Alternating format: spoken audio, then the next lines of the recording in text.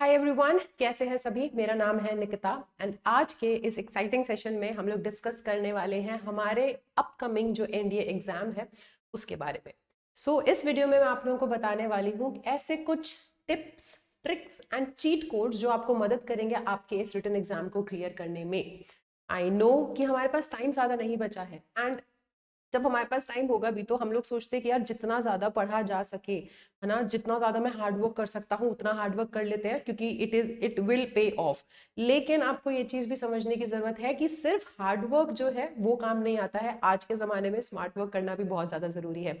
So I am here to teach you how to work smart. Okay, कैसे आपको अच्छे तरीके से और स्मार्ट तरीके से तैयारी करनी है ताकि हार्ड वर्क के साथ साथ स्मार्ट वर्क जब मिल जाएगा तो हम रिजल्ट बहुत अच्छा डिलीवर कर पाएंगे। ओके, चलो तो are you guys ready, start करें। तो देखो, सबसे पहले हम बात कर लेते हैं ना हमारे पैटर्न की, हमारे एग्जाम में कितने क्वेश्चंस आते हैं, क्या क्या चीजें हमें पढ़नी पड़ती हैं। सो आप लोगों को पता है कि जो कुछ हैवी सब्जेक्ट्स हैं, ठीक है, वो है जैसे कि फिजिक्स, इंग्लिश का वेटेज अच्छा खासा है। साथ ही साथ फिर आपका जो है दूसरा जनरल साइंस आ जाता है जिसमें बाकी सभी सब्जेक्ट कवर हो जाते हैं। ओके, सो आप लोग के अब मैं आप लोगों को इंग्लिश पढ़ाती हूँ, तो अगर मैं इंग्लिश की बात करूँ तो बहुत सी हम लोग ना कोशिश क्या करते हैं, हमारे पास होता है कि गिवन पीरियड ऑफ टाइम के अंदर हम ज्यादा से ज्यादा चीजों का रट्टा मार लें, हम ज्यादा से ज्यादा चीजें पढ़ लें, हम इतनी सारी बुक्स जो हैं उन्हें इकट्ठा कर लेते हैं और फिर उनका रटना रट्टेबाजी चालू हो जाती है कि नहीं। यही चीजें करते हैं हम जीएस के साथ भी करते होंगे। मैथ्स के लिए हमारी अप्रोच बहुत अलग होती है। गलती नहीं है इसके अंदर कुछ, लेकिन हाँ, आपके पास ना एक डायरेक्शन नहीं है। अगर आपके पास डायरेक्शन होगी, आपको पता होगा कि मुझे कैसे चलना है आगे, ठीक है, किस राह को फॉलो करना है, तब आप ज्यादा अच्छे से अपनी तैयारी कर पाओगे। सिर्फ और सिर्फ किताबों को इकट्ठा कर लेना और उनको रटते रहना और सारे ग्रामर के रूल्स को रट लेना सही नहीं है। आपको सबसे पहली तो चीज ना ये पता होनी चाहिए कि क्वेश्चंस कैसे आते हैं, कहाँ से आते हैं, कौन सा कॉन्सेप्ट जो है मेरे लिए इंपॉर्टेंट है। सारे कॉन्सेप्ट्स आपके एनडीए एग्जाम के लिए जरूरी नहीं है। पहले तो आप ये चीज समझो। चाहे फिर आपका कोई भी सब्जेक्ट हो, मैथ्स हो, इंग्लिश हो, या फिर आपके जनरल साइंस में कोई भी सब्जेक्ट, फिजिक्स हो, और आप हिस्ट्री वगैरह जितना भी पढ़ते हैं उनमें से कुछ भी हो, नॉट एवरीथिंग इज इम्पॉर्टेंट। जो आपके एग्जाम में आने वाला है हमें वो पढ़ना है। अब ये कैसे पता चलेगा कि वो चीज जरूरी, मतलब इंपॉर्टेंट चीज है क्या, ऐसी क्या चीज आने वाली एग्जाम में, वही मैं आपको बताने वाली हूँ। तो हम शुरू करते हैं इस वीडियो के साथ। ओके, सो ठीक है, सबसे पहली चीज अगर मैं इंग्लिश के बारे में बताऊं, बीइंग एन इंग्लिश टीचर, तो हमारे पास ना कितने क्वेश्चंस आते हैं, हमारे पास आते हैं 50 क्वेश्चंस।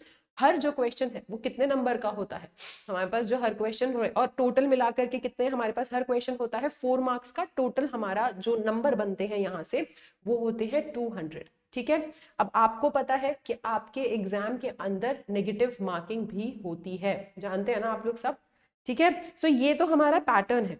अब इसी के साथ ना आपके लिए ये जानना जरूरी है कि देखो, आपका जो एग्जाम पैटर्न होता है, जो इंपॉर्टेंट टॉपिक्स हैं इंग्लिश के, वो तो कुछ इस तरीके से कि एरर स्पॉटिंग आता है।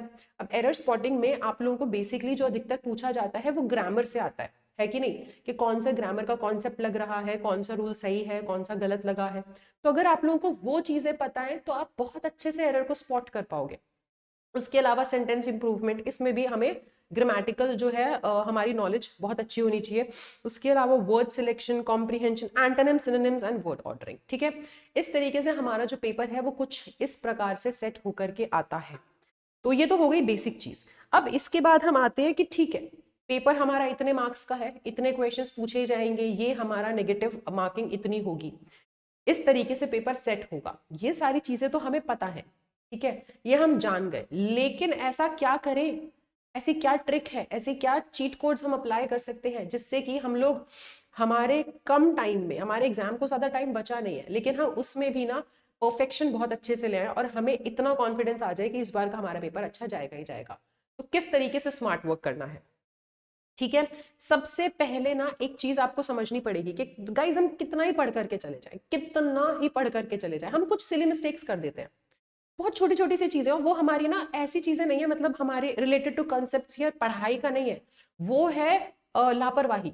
ठीक है, लापरवाही कैसी लापरवाही, क्वेश्चन को पूरा नहीं पढ़ना, क्वेश्चन को जल्दी रीड कर लेना, उसे समझना नहीं, क्योंकि ऑब्वियस सी बात है एग्जाम हमारा टाइम बाउंड है, हमें टाइम दिया गया, हमें उस टाइम में पूरे के पूरे क्वेश्चन सॉल्व करने। कई बार हमारा एग्जाम छूट जाता है तो हम इस चक्कर में प्रेशर में आ जाते हैं और हम लोग क्वेश्चंस को ढंग से रीड नहीं करते हैं, या रीड कर, आधा रीड करा, आंसर लिख दिया, समझा नहीं क्वेश्चन को वो कहना क्या चाह रहा है।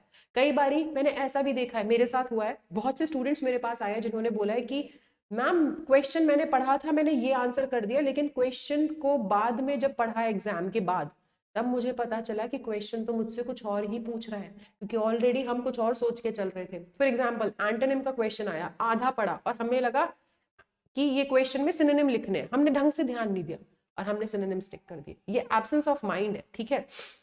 तो हमें पूरे अच्छे से ना फोकस्ड रहना है। देखो, never immediately start solving the question, first go through all the questions. तुरंत पेपर को उठा करके सॉल्व करना नहीं चालू करना है, पढ़ो, समझो, क्वेश्चंस के साथ टाइम बिताओ, ठीक है, अच्छे से रीड करो उनको थरली। डायरेक्शंस दी होती हैं, डायरेक्शंस को ध्यान देना है, सिर्फ क्वेश्चन पे नहीं जाना है। आपको बेशक दिख रहा होगा कि अरे यार ये तो स्पॉटिंग द एरर का है, पता है, फिर भी डायरेक्शंस हम पढ़ेंगे, ठीक है। बिल्कुल रिस्क नहीं लेना है हम लोगों को। ओके, अगली जो चीज है, always attempt questions to which you are sure of getting the correct answer. ऐसे क्वेश्चन में मत अटक जाओ, ये छोटी छोटी चीजें हैं जहां से ना हमारा टाइम भी बर्बाद होता है। तो बेटा हो सकता है कि क्वेश्चन जो है आपका पूरा का पूरा इस तरीके से आया क्वेश्चन पेपर कि आपने जो पढ़ा था, मैं ये नहीं कह रही कि बिना पढ़े जाएंगे तो भी पास हो जाएंगे, मैं कह रही हूँ पढ़ाई कैसे करनी है ताकि जितना पढ़ के जा रहे हैं उतना तो अच्छे से करके आए। स्मार्ट वर्क क्या होना चाहिए हमारा, आप जितना पढ़ करके जा रहे हो, ठीक है। अब आप ना किसी ऐसे क्वेश्चन में अटक के रह जाता है बच्चा जिसको उसका आंसर पता ही नहीं है, जिसका आंसर वो जानता ही नहीं है, तो उसमें अटकने से बेटर है ना कि आप पहले वो क्वेश्चन सॉल्व कर लीजिए, आपका टाइम बर्बाद हो जा रहा है। मैथ्स में ऐसे क्वेश्चन आते हैं, एक सवाल अगर अटक गया तो अटक गया, कि भाई मैंने आंसर निकाला 3 लेकिन ऑप्शन में कहीं 3 नहीं दिया हुआ, अब मैं लगी हुई हूँ उसको करने में, तो मुझे वो नहीं करना है, move on to the next question. आपके पास टाइम बचता है तो आप उस क्वेश्चन पे वापस जाओ, आप करो, लेकिन एक ना आते हुए क्वेश्चन के चक्कर में आते हुए सवाल को छोड़ के आना डजंट मेक एनी सेंस, ठीक है। Skip bounce off questions in maths, जो मैंने अभी बताया ये वही बात है कि अगर ऐसे क्वेश्चन आते हैं जो आपके सर के ऊपर जा रहे हैं, जो ट्रिकी लग रहे हैं, उस पर टाइम वेस्ट मत करो, जो आता है पहले उसको करो, ठीक है। बाद में रिग्रेट नहीं रहना चाहिए कि आता हुआ सवाल मैं नहीं कर पाया, पेपर छूट गया, ठीक है। चलो अगली चीज, जीए विल इंप्रूव योर स्कोर, ठीक है। जनरल एबिलिटी टेस्ट जो है वो आपका स्कोर इंप्रूव करेगा। फिजिक्स मैथ्स जो है वो थोड़ी बहुत हो सकता है किसी के ऊपर नीचे हो, लेकिन इंग्लिश जैसा सब्जेक्ट हो गया, ठीक है, अच्छा खासा स्कोरिंग सब्जेक्ट है, इतना मुश्किल नहीं है, ये आपको मदद कर सकता है आपका स्कोर इंप्रूव करने में ओवरऑल, ठीक है। ये आपको हेल्प करेगा ताकि आपका जो स्कोर है वो अच्छा हो सके। सो इसको अच्छे से मजबूती से इसको तैयार करके जाए। आप लोगों को पता है कि आपका जो रिजल्ट निकलता है, जो कट ऑफ निकलती है, उसमें टोटल जो है आपका 900 का रहता है, ठीक है। उसमें से आप मिनिमम 40-45% ले आओ, ठीक है। तो देयर आर हाई चांसेस, बहुत मतलब आराम से आप क्रॉस कर जाओगे, मिनिमम कह रही हूं मैं, मैक्सिमम नहीं कह रही 70% स्कोर करना है, 80% स्कोर करना है, नहीं, 40% का टारगेट लगा करके चलो कि मुझे 40% हर एक उसमें, ठीक है, क्यूमुलेटिव नहीं बोल रही हूँ, हर एक उसमें, हर सब्जेक्ट में 40% तो मेरा सही जाना चाहिए, बस मिनिमम, ठीक है। 40% हर सब्जेक्ट में मुझे स्कोर करना ही करना है। आप अगर 400 टू 450, 400 450 के बीच का भी स्कोर ले आते हो वो भी ठीक है, बाकी तो कट ऑफ पे डिपेंड करेगा ही करेगा, बट 400 450 तक का भी अगर आप ले आते हो, मैं मिनिमम बोल रही हूँ एकदम ही, मतलब जिसको कोई एकदम बिल्कुल तैयारी नहीं कर रखी है, तैयारी करके जाओगे, आई एम श्योर कि आप इससे बहुत अच्छा स्कोर करोगे, 700 पार जा सकता है। तैयारी बिल्कुल ही नहीं करी है ना, तब भी आपको इतना टारगेट रखना है कि कम से कम 450 से नीचे मेरे को नहीं लेकर आना है, इतना तो मेरे को लेकर आना ही आना है, वो आपको बहुत हेल्प करेगा, ठीक है। Okay, so use option elimination if stuck, never guess the answer, क्योंकि तुम्हें पता है कि यहाँ पर हमारे पास नेगेटिव मार्किंग है, तो तुक्केबाजी नहीं करनी कि जय माता दी, नहीं, अगर गलती से तुक्का गलत गया ना तो आपके मार्क्स जितने आपने कमाए थे उसमें से घटने चालू हो जाएंगे। एलिमिनेशन ऑप्शन को डिसाइड करो। कई बार हमारे पास एंटोनिम सिनोनिम्स में पता है कितना तो सही होता है, हमारे पास एंटोनिम सिनोनिम्स में पूछा जाता है एक सवाल, एक वर्ड आपसे पूछा गया और उस वर्ड के 4 ऑप्शंस दिए गए, आप देखोगे उसमें 4 ऑप्शंस में से ना कई बार 4 ऑप्शंस में से, और मोस्ट ऑफ द टाइम्स ऐसा होता है कि आपको उस वर्ड के सिनोनिम्स दिखेंगे 3 और एक होगा, सिर्फ एक होगा वर्ड जो उसका क्या होगा, जो उसका एंटोनिम होगा। तो आपके लिए एंटोनिम ढूंढना आसान हो गया। आपको हो सकता है उसका मतलब ना मालूम हो, आपको हो सकता है कि आपसे पूछा जा रहा हो कोई भी, फॉर एग्जाम्पल हैप्पी, बहुत इजी सा एग्जाम्पल मैं लूं, हैप्पी आपसे पूछा जा रहा है, ठीक है, कि हैप्पी का एंटोनिम बता दो, और कोई ऐसा बच्चा बैठा है एग्जामिनेशन हॉल में जिसको हैप्पी का मतलब नहीं पता, लेकिन आप ऑप्शंस को देखो, आप ऑप्शंस को देखोगे आपको उसमें 4 ऑप्शंस नजर आ रहे हैं। एक है सैड, दूसरा है इलेटेड, तीसरा है यूफोरिया, ऐसा कुछ लिखा हुआ है। तो आपको ये समझ में आ रहा है कि अच्छा यार, यूफोरिया भी होती है खुशी, इलेटेड का मतलब भी होता है खुशी, दोनों का मतलब, तीनों ऑप्शन का मतलब कहीं ना कहीं से घुमा फिरा करके एक ही निकल रहा है। तो यानी कि चौथा ऑप्शन जो बचा है वही अलग है, हमसे पूछा गया है एंटोनिम। तो ये हुआ ना आपका स्मार्ट वर्क। ठीक है, सभी रट्टेबाजी से हम नहीं कर पाएंगे, लेकिन हाँ स्मार्ट वर्क, हम ऑप्शंस देखेंगे कौन सा ऑप्शन नहीं है, नहीं है, नहीं है, जो बचा वही ऑप्शन होगा, है कि नहीं। ऐसे बहुत से क्वेश्चंस मैंने देखे कि अगर हमें सिनोनिम बोला है, हमें बोला है समानार्थी शब्द पता लगाना है दिए गए शब्द का, तो आप देखना 3 ऑप्शन जो होंगे ना वो क्या होंगे, वो उसके ऑपोजिट्स होंगे। एक ऑप्शन होगा जो सिमिलर मीनिंग वाला होगा। अब हमें सिनोनिम ही तो निकालने को बोला है, तो आप एलिमिनेशन मेथड से ट्राई कर सकते हो कि ये भी ऑपोजिट, ये भी ऑपोजिट, ये भी ऑपोजिट, बचाइए, यही आंसर है। ठीक है, चलो अगला, attempt comprehension questions in last. आपको ये वाले क्वेश्चंस लास्ट में अटेम्प्ट करने हैं, इन पे टाइम सबसे पहले मत खर्च करना, सबसे पहले इनको लेकर मत बैठना। अगला है, देखो जब स्पॉटिंग द एरर हम करते हैं ना, तो एरर स्पॉट करने के बाद उसे री रीड करो। ये नहीं कि एरर निकाल लिया, ठीक है इसमें एरर है, खत्म, अगले क्वेश्चन पे बढ़े। आपने एरर निकाल लिया, आपको समझ में आ गया, उसे एक बार दोबारा से देखो। ठीक है, जल्दबाजी में तो आप करो ही मत पेपर, थोड़ा सा टाइम निकाल करके चलो, और नर्वसनेस भी नहीं होनी चाहिए। ठीक है, शांत काम माइंड के साथ ध्यान से पढ़ो, एरर डिटेक्ट करने के बाद भी एक बार go through the sentence once again. ठीक है, चलो अच्छा, अब यहाँ पे आती है सबसे इंपॉर्टेंट चीज। अभी मैंने आपको बोला था ना कि हमें पता होता है कि सब कुछ नहीं पढ़ना है, मैथ्स हो, इंग्लिश हो, फिजिक्स हो, सब कुछ नहीं पढ़ करके जाना है।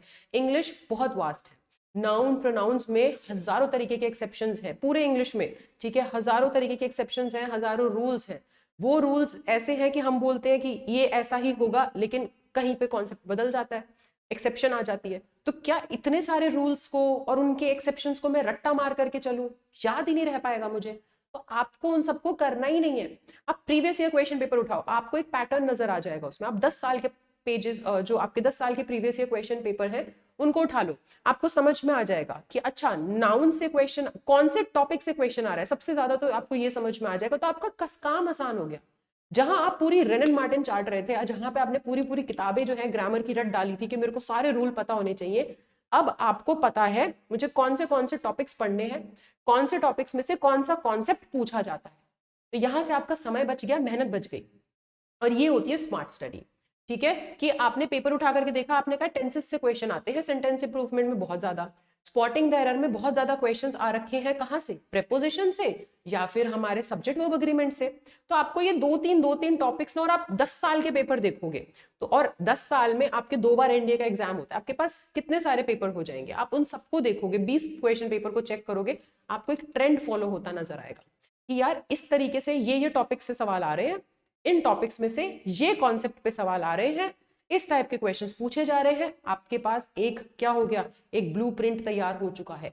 ठीक है, क्वेश्चन पेपर से पहले आपको समझ में आ गया है कहां कहां से क्या क्या आने वाला है, उस पे टाइम स्पेंड करो, उसको तैयार करके जाओ, इंस्टेड ऑफ पूरी बुक को एकदम दिमाग में रट्टा मारने की जगह। ठीक है, तो ये होता है आपका क्या, ये आपको स्मार्ट वर्क करना है। डोंट लर्न एनीथिंग न्यू, ये हम सबसे बड़ी गलती करते हैं। एग्जाम से एक दिन पहले बैठ करके कुछ नया पढ़ लेंगे, ठीक है उसमें दिमाग खराब करते हैं अपना। एग्जाम शुरू होने से पहले पहले सुबह सुबह कोई नया टॉपिक उठा लिया, वो सब नहीं करना है। एक रात पहले जितना पढ़ लिया उतना पढ़ लिया, अब एक रात में हम कुछ नया नहीं कर सकते हैं। अब सिर्फ अपने आप को काम डाउन करो, रेस्ट करो, अच्छे से आराम करके शांत दिमाग के साथ हमें एग्जाम देने जाना है।